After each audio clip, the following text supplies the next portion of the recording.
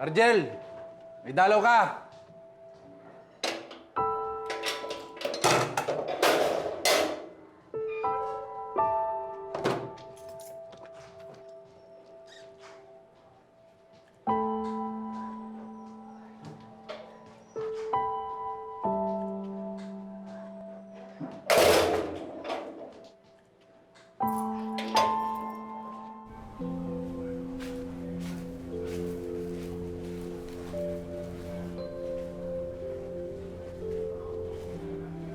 Argel, kumusta? Sino ka? Ako si Operator 1430. Di ba sabi ko sa'yo dadalawin kita? Eto, andito ako ngayon. Niloko mo ba ako? Si Mayor ba nagpadala sa'yo? O baka naman yung matanda? Wala akong panahon sa mga ganyan nyo, ah. Bakit ba ayaw mong maniwala na nandito ako ngayon? Palagi mo nga akong kinakausap sa telepono. O eto, favorite mo, dinalang kita. Para hindi mo na binuburaot si Dekdek. Oo, tama na. Ayoko na. Sa'yo na yan. Salamat na lang. Argel Corpus, 10 taon ka nung pumanaw ang iyong ama, si Chody. 4 kayong magkakapatid. Ikaw ang bunso at ikaw ang paborito ng iyong ina. At itong biskwit na ito, ito ang madalas niyang pinapasalubong sa'yo.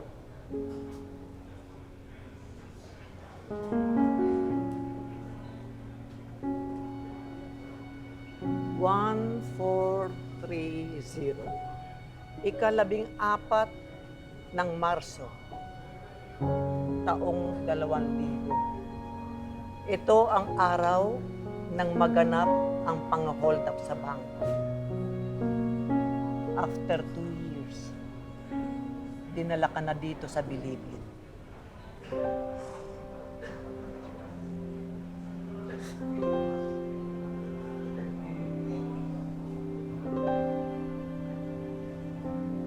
Ibig sabihin... Naririnig niyo ako sa kabilang linya?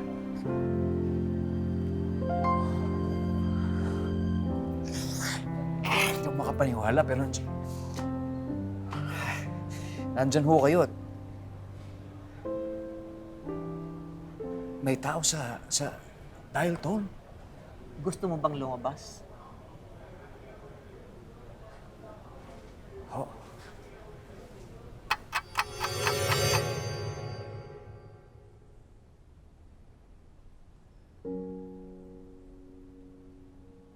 Sama ka?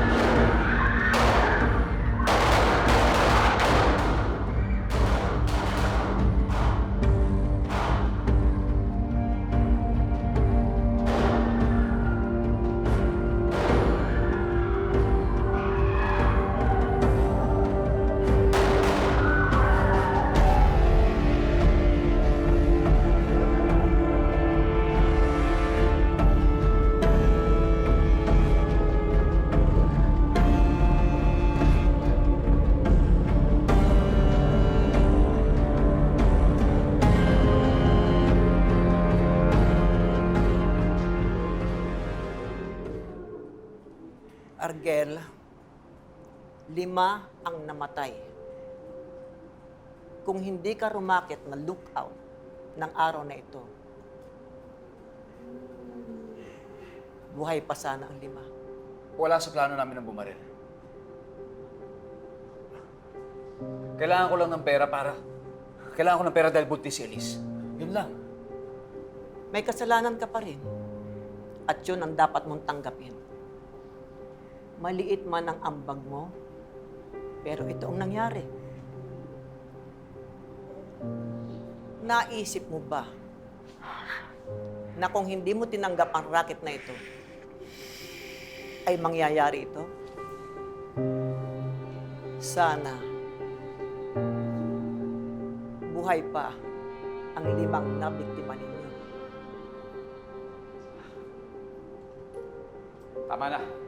Tama na! Tama na! Tama na! Ayaw na!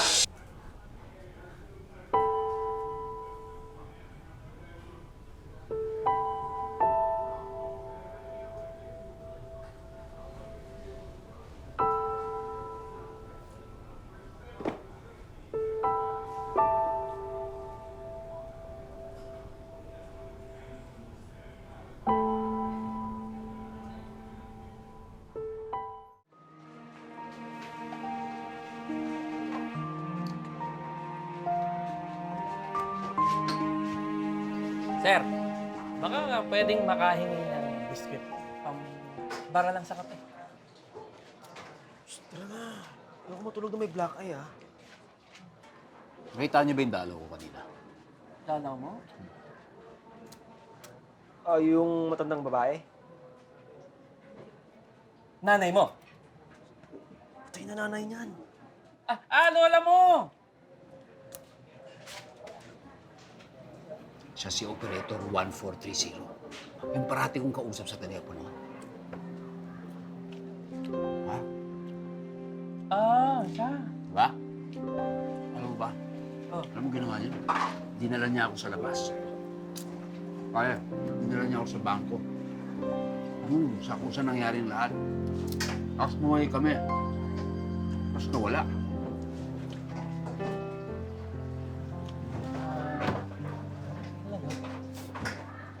Ano? Hindi, busog na pala ako. Eh, Oo. Ay, ikaw, gusto mo? Salamat. Sige ha. Nantok ako. Tara, tulog na lang tayo. Nakapitikan tayo.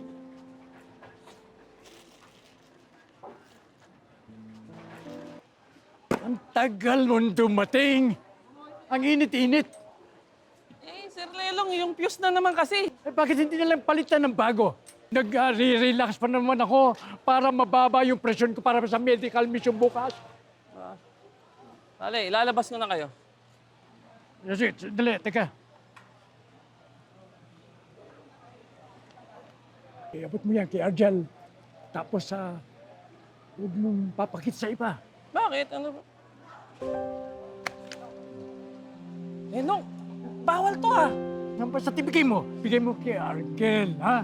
Sabihin mo, pantawag niya doon sa operator. Sir, pag natuluyang pitikan sa utak yan si Argel, kasalanan mo. May kinukonsente nyo pa eh. Sige, bigay mo na yan. Oo na. Saka sabihin mo, siyang mag-atid sa akin doon sa medical mission. Daming utos. Sige na.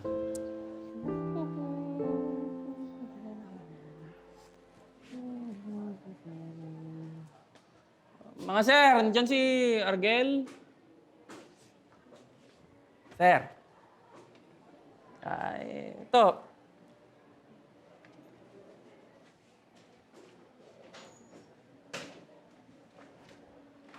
Basahin mo, salita ng Diyos. Ito yan. Yan.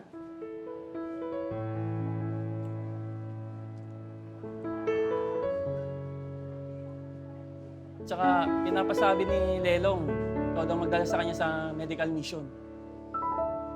Sige, sir, ha?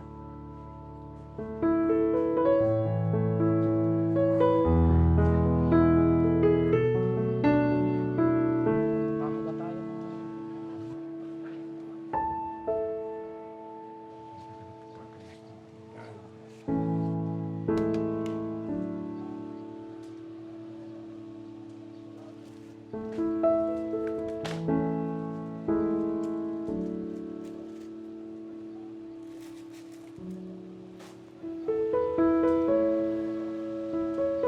Operator. Kung ayaw mo sumagot, ayos lang. Naintindihan kita. Yan ang trip mo eh.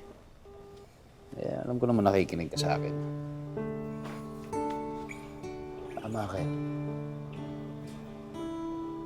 Kasalanan ko rin talaga. Kahit na lookout lang ako at kasalanan ko rin. Pero kung kinasasama lang kasi ng loob ko, eh, hindi naman ako ang pumatay sa kanila. Pero bakit ako nandito? Bakit ako nagsasakripisyo dito? Nakakulong ako sa loob. Ako lang mag-isa. Hindi ko naman talaga ginusto yun. Pwede ko lang mabalik yung panahon. Ay, talaga. Okay.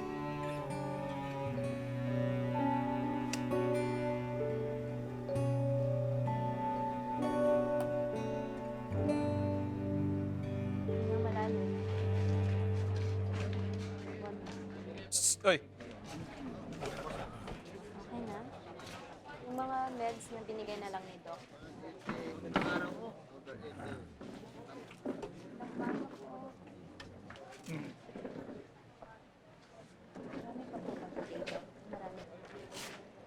Argel corpus. Argel corpus.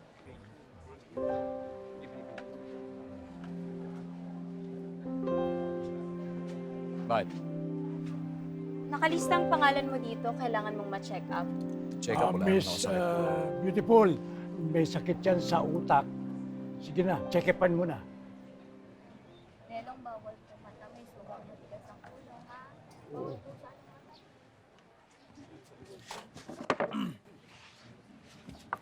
Nakakatulog ka ba ng maayos?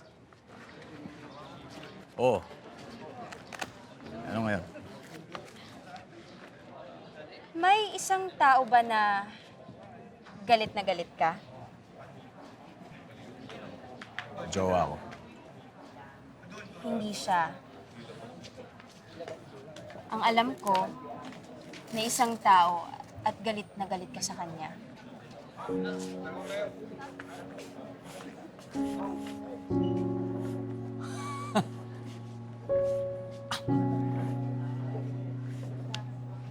Galing. Nung isang araw matanda ka, tapos ngayon, chicks. Ang galing mo, ha? Minsan tumawag ka sa akin. Inaaway mo si Abet. Galit na galit ka nga nun eh. Tumaas ang blood pressure mo. Oo, si Abet. Ang iyang Abet na yun. Alam mo, siya yung may dahilan kung ba't nandito ako eh. Alam, klarong-klaro yung usapan namin. Ang usapan namin, walang papatay ng kahit sino. Kukunin lang yung pera. Pero ang ginawa niya, pinatay niya yung mga tao, tapos kinuha pa niya yung pera. Dapat siya nandito, hindi ako eh. Gusto mong lumabas? Ayoko. Ayaw mong malaman kung anong nangyari kay Abet?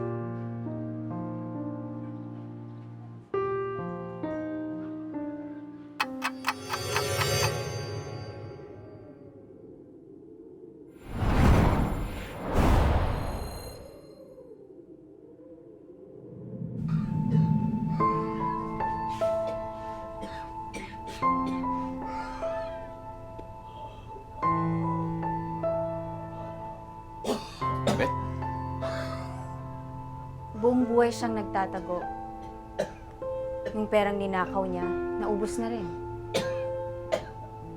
Galit na galit ka sa taong to, hindi ba?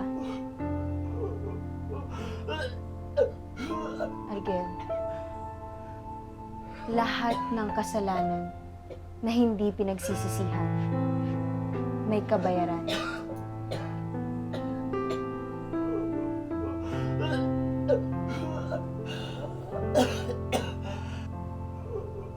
Okay naman ang blood pressure mo. Huwag ka magpapaka-stress dito. Mag-relax ka lang.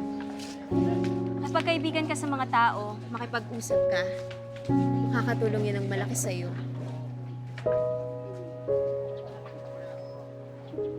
Mamamatay ba si Abet? hindi ko alam.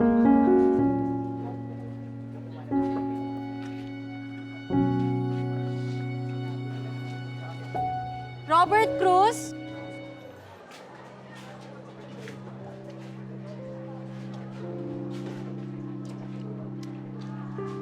Makikisabay sana. Oy, oy. Magkikisabay daw. Tabi. Sir, buka dito, sir. Oh.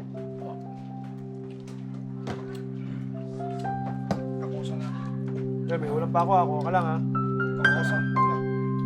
Salamat.